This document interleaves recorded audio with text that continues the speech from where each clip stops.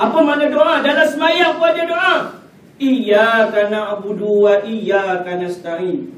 Akan dikau kami sembah ya Allah, dan akan dikau kami minta tolong. Tapi kalau kita tak buat tasydid, kita tak letak iyyaka, kita letak iyyaka na'budu wa iyyaka nasta'in. Akan dikau matahari kami sembah, dan akan dikau kami minta tolong. Lari makna dia. Pasal dia ada tasydid, dia ada sabdu, itu tajwid lah.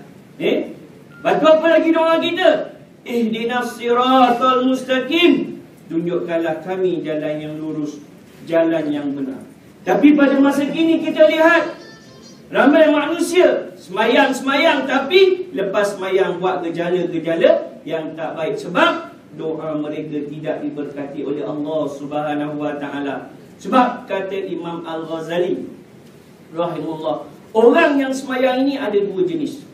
Pernah saya bagi tahu tempoh hari. Yang pertama, orang semayang, dia semayang, tapi semayang dia dalam keadaan mati, tak hidup. Maksudnya belum tentu Allah terima, sebab dia tidak menjaga solat dia. Lepas semayang, dia buat maksiat. Apa dia? Contoh, minta maaf, melihat aurat perempuan yang bukan mahram kita.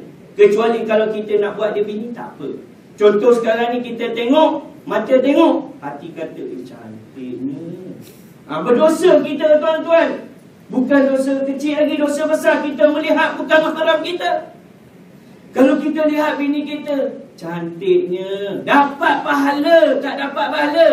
Ini tuan-tuan, doa juga. Walau perbuatan kita, kelakuan kita, percakapan kita adalah satu doa. Kalau kita tengok anak-anak kita, minta maaf, yang degil, yang nakal, hang ni buat sungguh. Sebut 40 kali, anak tu jadi buat. Sebab seorang ibu menyebut perkara seperti ini 40 kali, maka makbullah doa tadi, mengatakan anak dia buah, anak dia nakal, anak dia degil. Itu pasal tak boleh sebut. Jangan sebut. Nak sebut apa dia? Anak bertuah. Anak bertuah bukan anak buah. Anak yang baik. Kalau guna psikologi, kalau budak tu banyak pokok, panjat. Dia takkan panjat sebab dia tahu mak bapak dia melarang dia. Cuba dia panjat, nanti jangan panjat, jatuh. Dia lagi panjat. Ini guna psikologi, tuan-tuan. Sebab budak ni kita banyak kena guna psikologi.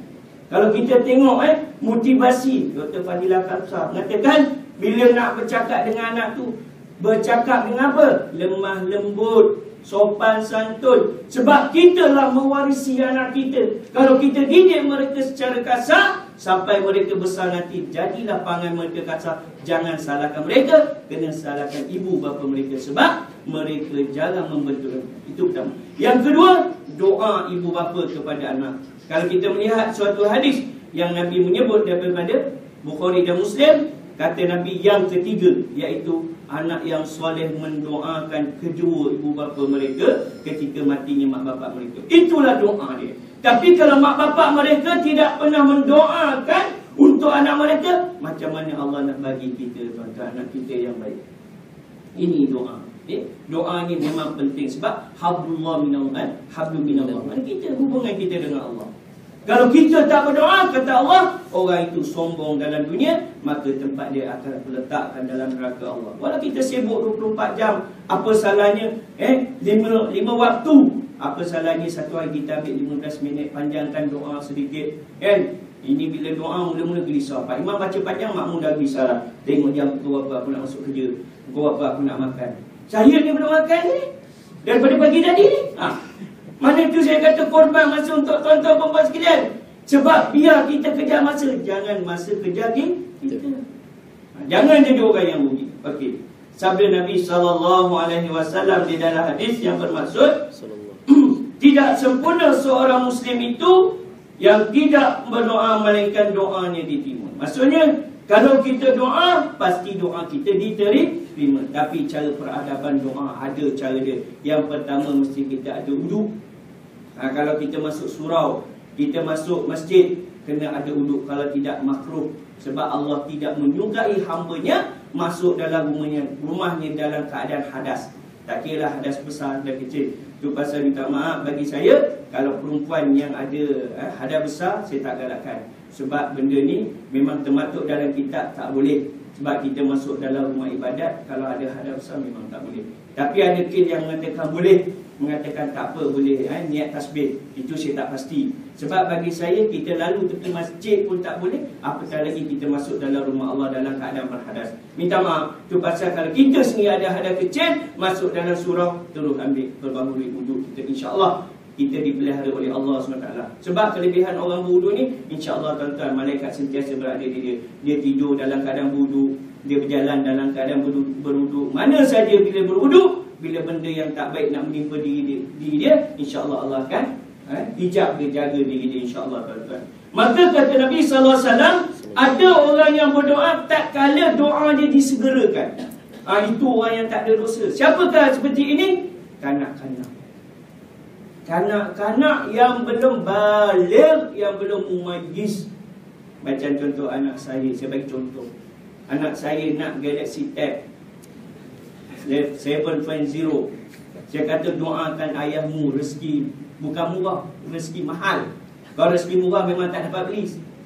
Sebab terlalu murah, minta yang mahal. Saya ajar anak saya. Kita terbalikkan kiasan.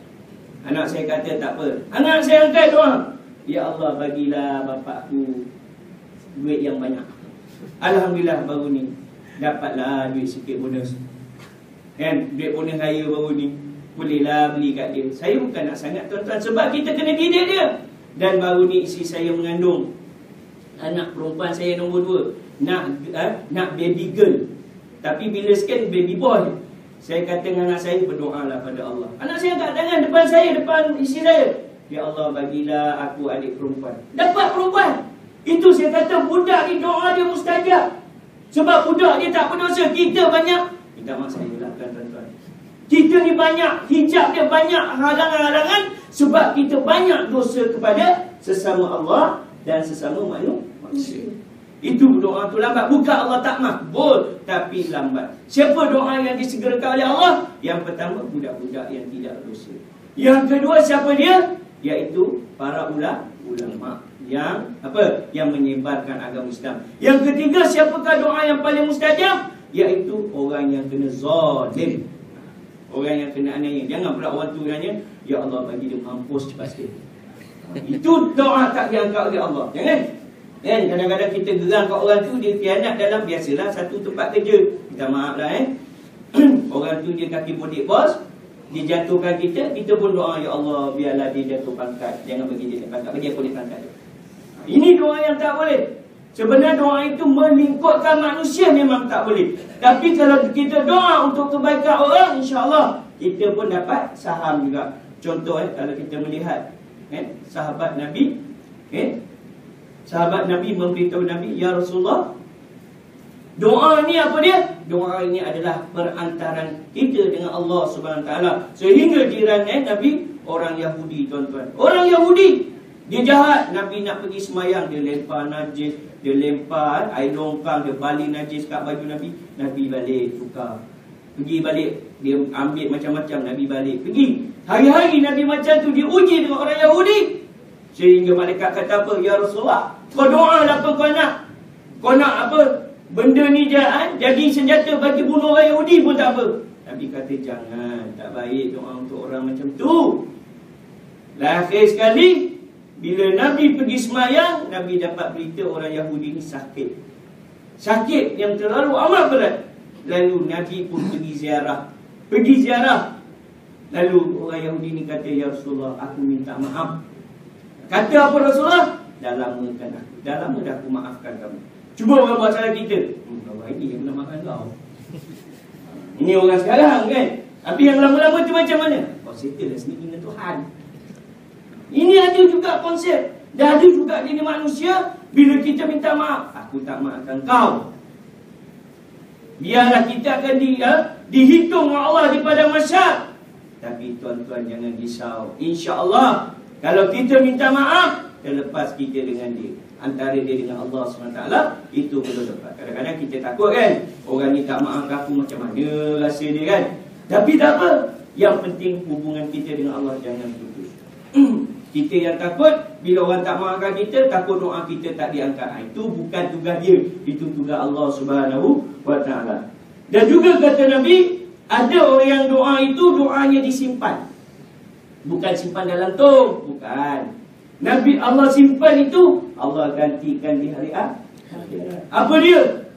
Mungkin ada benda yang Allah bagi, mungkin dunia Allah tak bagi. Mungkin takut bila bagi kat dunia, dia jadi apa? Jadi takabur, dia jadi sombong, dia jadi tak ingat pada orang-orang Islam. Kita tengok sahabat Nabi, hari-hari dengan selai kain itulah pergi semayang, lari balik. Bini tak dekat rumah telanjang, minta maaf tak ada kain. Sampaikan Nabi tahan, kenapa Sa'labah kau tak tunggu aku doa? Kenapa kau tak tunggu aku wirid? Sa'labah kata, ya Rasulullah, aku ada selai kain aja. Inilah kain aku, dia kata. Aku dah tak ada kain. Habis bini kau macam mana? Bini aku telanjang pula lah. Dia balik. Akhir sekali Nabi jumpa Sa'labah. Boleh tak minta satu masa aku nak jumpa kamu? Boleh. Lalu akhirnya Nabi berjumpa dengan Sa'labah. Nabi kata, apa masalah kau? Ya Rasulullah, aku ni telah miskin. Aku mempunyai seorang isteri dan tidak ada pakaian. Inilah pakaianku untuk sembahyang saya. Lalu kata Nabi, tak apa Sa'labah, yang penting engkau sabar. Bila berdoa kena banyak sabar. Bukan hari ni berdoa, hari ni dapat. Ya Allah, bagi bini aku cantik. Susah nak dapat bini cantik kalau kita tak usaha. Ya Allah, bagi bini aku kaya. Belum tentu kalau kita nak dapat. Sebab benda tu kita perlu usaha. Kan? Orang nak kahwin kata apa? Kata Nabi pilih 4 kan? Apa dia? Yang pertama cantik. Kalau gigi jongang tak nak. Yang kedua kata Nabi apa? Nasabiha, keturunan yang ramai. Kan? Dari keturunan yang ramai, tapi bukan keturunan yang miskin, keturunan yang kaya. Yang ketiga, cari orang yang berpangkat. Kalau kita grade 41, cari isteri kita grade 52. Cari lebih. Tapi bahaya juga, takut overdose. Orang perempuan ni bila pangkat tinggi, dia jadi title ego. Jadi queen control. Kau orang sini orang tempat lain. Takut macam tu pula bahaya. Memang orang perempuan ni satu, dia ada sifat apa? Ego. Bukan untuk ego no. Ego. Yang ketiga kata Nabi apa dia? Iaitu yang keempat sekali adin, agama. Kalau tak ada muka cantik, tak ada. Yang kedua, dia tak ada harta, orang miskin, tak apa. Yang penting biza fitzin. Mana pilih yang ada agama. Mudah-mudahan kamu selamat. Bagi saya, dia adalah cari isteri yang ada agama. Walaupun dia bukan mak bapak dia golongan ustazah, bukan golongan ustaz, bukan golongan. Yang penting didikan kita terhadap isteri kita. Isteri saya bukan, mertua saya bukan orang yang beragama, bukan kata bukan beragama, tapi bukan orang macam saya. Tapi kita kena didik kita. Kalau dia pun bapak dia seorang ustaz, tapi perangai dia suka hawak juga, tak jadi juga. Sebab didikan suami itu yang penting. Tak betul saya cakap. Kadang-kadang kita tengok mula duduk dengan mak bapak, elok dia bersila je. Bila dapat suami yang tak kaki semayang, tudung pun tak ke mana. Betul? Semayang pun tak ke mana. Kita nak kata siapa? Nak kata mak bapak dia. Mak bapak dia didik daripada halus sampai ke besar, dapat kat kita, patut kita bersyukur sebab didikan yang baik. Kalau kena yang jenis kaki hoha tu macam mana? Bukan senang nak didik orang perempuan tuan-tuan. Sebab didik orang perempuan ni amat payah. Tu pasal kata arwah bapak saya dah meninggal. Dia kata apa? Berbini berkahwin. Ni seorang perempuan. Bukan berbaini, dua perempuan kan, seorang. Tapi berbani, beban atas aku. Aku kahwin, aku kena tanggung A to Z. Kena ada rumah, kena ada kereta, kena ada motor, kena ada berbagai-bagai kena ada. Itu tanggungjawab kita. Tapi tanggungjawab kita yang pertama sekali iaitu didikan agama kepada isteri kita.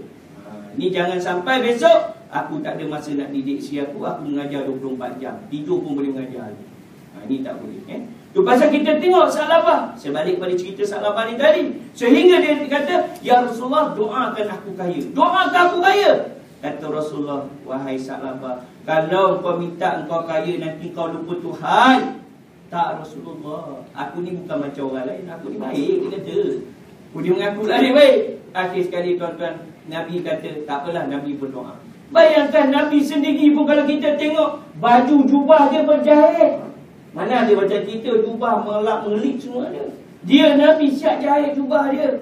Nabi seorang yang miskin, tapi tak pernah dia doa untuk kaya. Akhirnya tuan-tuan tadi, maka dia berdoa, jadilah Sa'labah ni seorang yang kaya. Kaya apa? Kaya beli kambing. Last sekali Nabi tengok maghrib tak ada. Mula-mula Nabi tengok maghrib tak ada. Isyak tak ada, subuh tak ada, lalang 5 waktu semua tak ada. Bila hari yang ke-40, Nabi pagi hantar sahabat Saidina Abu Bakar pergi tengok. Pergi tengok dia tengah kira kambing waktu maghrib. 1, 2, 3, 4. Tak ada masa nak pergi sembahyang. Inilah. Akhir sekali apa berlaku? Dalam mati. Dalam keadaan macam ni, kekufuran. Itu pasal tuan-tuan, doa ini kadang-kadang kata Nabi ada yang cepat, ada yang lambat dan ada yang Allah tak bagi. Contoh, yang pertama kita minta, ya Allah, kau tambahlah rezekiku. Mungkin dia tak bagi kat sini, dia bagi kat akhirat. Yang penting dia bagi, jangan dia tak bagi. Jangan kita syu'uzon, Allah ni apalah aku. Ada seorang kawan saya, minta maaf dia pernah cerita, dia kata dia minta sesuatu 3 bulan, tiba Tuhan tak makbulkan doa dia. Saya cakap dengan dia, bukan Tuhan tak makbul, Tuhan bagi, tapi mungkin Tuhan tak bagi kat dunia, Tuhan bagi ke akhirat. Kau kena sabar. Bukan hari ni kau bagi, hari ni kau dapat, belum tentu. Sebab dia tengok juga kita banyak mana dosa kita lakukan kepada manusia, berapa banyak dosa kita lakukan kepada Allah, dan berapa banyak kesalahan kita buat pada binatang dan sebagainya. Kita kena tahu. Itu pasal kena banyak bersabar, biarlah kita husnuzon, pandangan yang baik.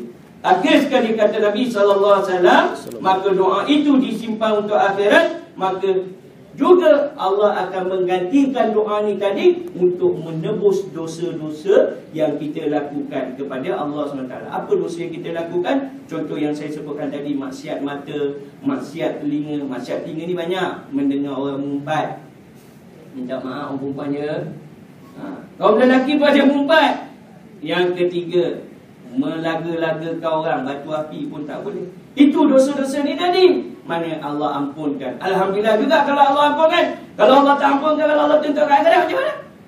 Maka belum terlepas kita dengan Allah Subhanahu wa ta'ala. Dan juga kata Nabi SAW, selama mana dia tidak berdoa, selagi itu dia telah memutuskan silaturahim dengan Allah Subhanahu wa ta'ala. Nampak? Kalau kita payah sangat nak berdoa, maka kita telah memutuskan hubungan kita dengan Allah Subhanahu wa ta'ala. Itu pasal tuan-tuan perempuan sekalian, time mana kita nak berdoa, time kita sakit. Betul tak? Contohlah sakit gigi ke, sakit perut ke, dan berbagai-bagailah sakit, barulah Allah, baru ingat Allah, nak datang surau. Ada pernah kita tak sakit, kita ingat Allah, tak semayang je, lepas tu kita balik. Betul tak? Cuba kita bawa kereta, subhanallah, alhamdulillah, Allah Akbar, naik motor, la ilaha illallah. Mana tanda kita ingat pada Allah? Kan? Bila kita mati, pok accident, dah kita mati dalam syahid. Kalau kita nyanyi tengah bawa kereta, dondang sayang, mati kafir kita. Tak sempat nak mengucap. Tak betul. Itu pasal kita kena ajar diri kita supaya kita banyak berzikir ketika kita setiap masa di mana saja. Tapi janganlah kita tasbih dalam tanda. Ada orang bagi tahu ni mualaf pernah tanya saya, ustaz saya ni selalu berzikir ustaz, dalam tanda pun saya berzikir. Jangan. Kalau kita nak elakkan berzikir, senang aja, kita hafal sipir. Apa ada sipir? Okey. Yang ketiga kata Nabi SAW, doa itu adalah satu ibadah. Bukan satu amalan saja, tapi dianggap oleh Allah adalah ibadah. Ibadah tuan-tuan, ibadah ni bukan setakat ibadah semayang, doa pun dikira ibadah. Iaitu orang yang mengabdikan diri kepada Allah SWT. Maka kata Allah, berdoalah kepada aku, mudah-mudahan aku makbulkan doa kamu. Maksudnya ud'una astajib lakum, minta kepada aku. Minta kepada aku, mudah-mudahan aku memperkenankan kepada kamu. Itu pasal kita tengok bila kita berdoa, satu bala nak datang kepada keluarga kita, kita berdoa, Allahumma dafil bala, ya Allah jauhkanlah bala, insya-Allah keluarga kita selamat. Sebab benda tu nak kena pada kita. Bila kita berdoa, Allah suruh malaikat mengawasi orang yang mukmin sedang berdoa supaya tidak dikenakan benda-benda yang tidak baik. Itu kelebihannya. Tambah sekarang ni kita tengok saudara kita di Palestin, doakan mereka. Di Fatani hari-hari menembak tuan-tuan. Adik ipar saya ni perisi askar sepadan Golok, hari-hari masuk dalam Golok pergi tengok, hari-hari menembak. Kita mana tahu kat Malaysia dengar berita bom ya, menembak ni hari-hari. Kita tengok apa di mana, di Pakistan, mana lagi di bagai-bagai, di Syria dan sebagainya. Sebab apa berlaku? Sebab Allah sudah marah kepada kita, sebab kita tidak berdoa kepada Allah Subhanahu wa ta'ala. InsyaAllah tuan-tuan, kalau panjang umur kita lagi, Saya pun nak balik dah ke Shah Alam ni, tak boleh lama saya ada kelas sebab sampai petang, kadang-kadang kelas saya sampai tidur Jadi insyaAllah sama-sama lah kita berdoa. Kalau panjang masa kita jumpa lagi. Jangan lupa tu berdoa kepada Allah. Walaupun kita sibuk ke mana pun, jangan kita lupa berdoa. Tapi saya ingatkan pada diri saya, yang pertama bila kita berdoa, biarlah kita ada berhadapan. Apa dia? Menghadap kiblat, ada wudu, lepas tu doa dalam keadaan orang kata betul-betul minta ni. Ada yang doa macam ni, ada yang doa macam ni, ada yang doa macam ni. Kita ni biarlah doa betul bersungguh-sungguh kita minta. Maksudnya biarlah kita tanda tangan mata kita tengok sahayu hati kita kepada Allah. Ni ada yang doa boleh sembang. Apa? Pada makan belum? Ada yang macam tu. Betul. Macam mana Tuhan nak makbul orang kita? Betul tak? Kita bercakap dengan Allah mulut tapi hati bercakap. Pada makan belum? Jangan biarlah kita berdoa, kita betul-betul khusyuk pada Allah. Maksudnya jangan kita berdoa macam ni, tak boleh. Ini tak boleh jangan tinggi macam ni. Doa biarlah pada bahu saja. Kalau boleh macam inilah kita berdoa. Peradaban doa kata tok guru saya, doa macam ni. Sebab apa? Cuba kita buat macam ni, kita ambil air, kita titik, dapat tak air ni tadi? Dapat tak? Dapat. Kalau kita macam ni doa dapat tak? Doa tu dapat tak? Apa yang dapat? Air pun satu titik pun tak dapat kan? Tapi ini kalau boleh doa macam ni. Itu pula pada tuan-tuan. Saya nak bagi tahu benda yang baik. Mana kita berdoa biar macam ni. Maksudnya tanda tangan betul-betul kita macam ni ada cara kita berdoa. Jangan macam ni tak digalakkan lah. Sebab tinggi sangat ini kalau orang ada hajat tinggi pun takkan tinggi macam ni kan. Tak payahlah, setakat ini cukup lah kan cara kita berdoa. Dan yang akhir sekali, doa dia ada cara dia. Yang pertama, kalau kita doa kita mudah-mudahan nak dimakbulkan, yang pertama kata Nabi, jangan lupa kita puji Allah. Kena puji. Macam kita lah nak mudik bapak kita, RM1, jangan buat apa, cantik lah. Baru dapat, minta RM1 dapat RM10 kan. Yang pertama kita puji Allah. Yang kedua, kita doakan pada ibu bapa kita. Itu yang perlu. Sebab kadang-kadang ada orang doa, dia tak doa mak bapak dia, doa untuk dia. Yang ketiga, akhir sekali, kata Imam As-Sa'abana, jangan lupa baca doa. Doa yang paling baik di sisi Allah adalah Rabbana atina fid dunya hasanah wa fil akhirati hasanah wa qina azabannar. Imam Syafi'i kata apa? Sebaik-baik doa adalah Rabbana atina. Itu saja.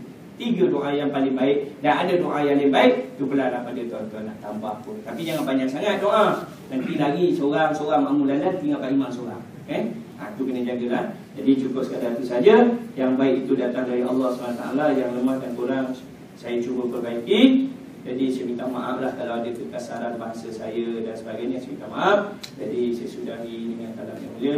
Wabillahi taufiq. Assalamualaikum warahmatullahi wabarakatuh. A'udzubillahi minasyaitonirrajim. Bismillahirrahmanirrahim. Allahumma ighfir lana dzunubana wa liwalidina warhamhum kama rabbawna shighara. Allahumma ya Allah ya Tuhan kami, ampunilah dosa-dosa kami ya Allah. Ampunilah dosa anak-anak kami ya Allah. Ampunilah dosa suami dan isteri kami ya Allah, serta keluarga kami ya Allah, khusus kepada ibu dan ayah kami ya Allah. Ya Allah ya Tuhan kami, sekiranya ibu dan ayah kami telah pergi ke rahmatullah, maka jangan kau siksa mereka dalam keadaan berat ya Allah. Ringankanlah siksa mereka ya Allah, dan tempatkanlah roh mereka bersama orang yang soleh ya Allah. Dan tidak lupa juga kepada kedua mertua kami ya Allah. Ya Allah ya Tuhan kami, jadikanlah anak kami anak yang celik dalam bidang agama dan bidang ekonomi ya Allah. Jadikanlah anak kami pandai berbicara tentang agama ya Allah. Dan jauhilah daripada anak kami melakukan perkara-perkara yang Kau tegah ya Allah. Dan mudah-mudahan jadikanlah anak kami boleh membimbing kami ke arah jalan yang benar ya Allah. Rabbana zalamna anfusana wa illam taghfir lana wa tarhamna lanakunanna khasirin. Ya Allah ya Tuhan kami, selamatkanlah saudara kami di Palestin ya Allah. Selamatkanlah saudara kami di Thailand ya Allah. Selamatkanlah saudara kami di Filipina ya Allah. Hukumlah orang yang zalim ya Allah. Hukumlah orang yang zalim ya Allah. Hukumlah ya orang yang zalim kepada orang-orang Islam ya Allah, yang tidak berdosa kepadamu ya Allah. Ya Allah ya Tuhan kami, selamatkanlah orang-orang Islam di seluruh dunia dengan ancaman kafir Yahudi ya Allah. Engkau naikkanlah martabat agama Islam ya Allah. Engkau naikkanlah martabat agama Islam ya Allah. Mudah-mudahan mereka mengikut contoh kepada kami ya Allah. Rabbana atina fid dunya hasanah wa fil akhirati hasanah wa qina adzabannar. Walhamdulillah. Assalamualaikum warahmatullahi taala wabarakatuh.